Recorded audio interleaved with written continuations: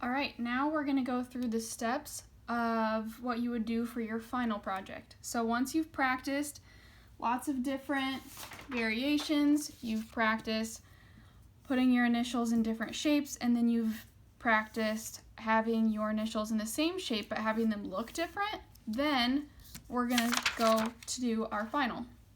When you're doing your final, you can either freehand a shape, you can find something around your house, like I found, just a Tupperware container that I flipped upside down to trace around. I wanted an oval, but I couldn't find one, so just find something similar or freehand it.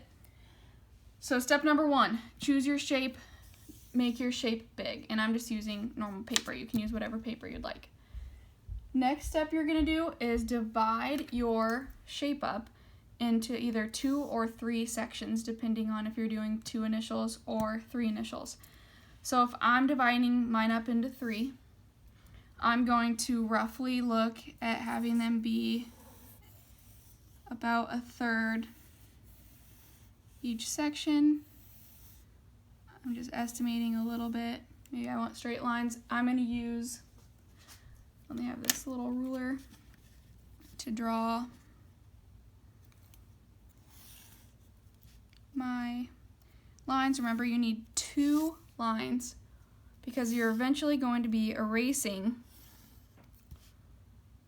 or you're going to need to have a gap, between each letter. So that is step number 2, is making your lines to divide it up into 2 or 3 spaces. Step number 3 is going to be drawing your negative space to create your letters. So you saw me do this on the other video, but I'm going to do my MCM on this one. And again, since these are curved, I think I'm going to have my letters be curved just because that's what I like.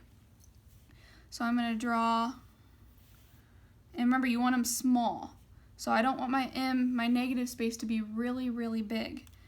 And I always draw very, very lightly and sketch it out first because I always end up erasing and changing things. So let's say I have my M here.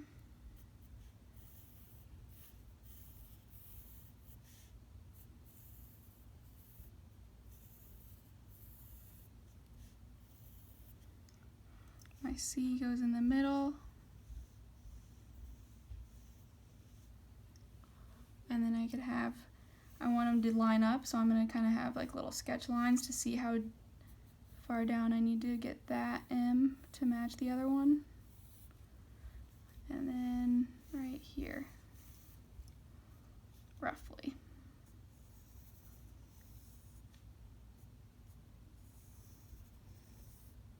And then I could go back and really make sure that those, see, like that one's a little bit bigger. Maybe I want to edit that one or make this one a little bit bigger so it matches it.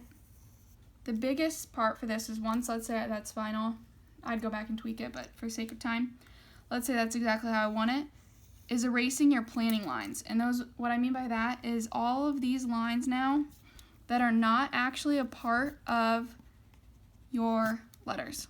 So I'm erasing anywhere that's not part of the letter.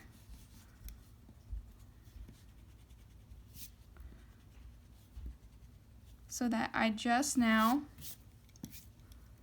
get rid of some of these, will have my M, my C, and my M. Finally, well, not finally, but step number 4 is going to be drawing your pictures and your symbols. And for that, I want to show you an example. I have a couple examples. You want to have your design be interesting. So this person, this is a B and an M, they filled the space up, and they kind of have a scene going on of like a volleyball, 2 girls playing volleyball and paint spilling out, but they have stuff filling the entire space, and it's a lot more interesting to have that than to have a couple little pictures spaced around it.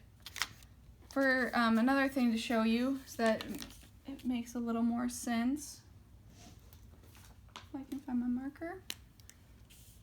Okay, let's say I have, I'm just going to do 2 MMs just for the sake of, divide it.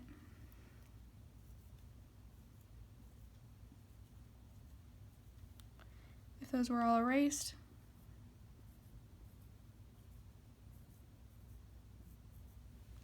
So, a lot of students, what I see is, pretend I'm drawing pictures, I'm just going to draw circles, is just here's a picture, here's a picture, here's a picture, here's a picture, and none of them touch.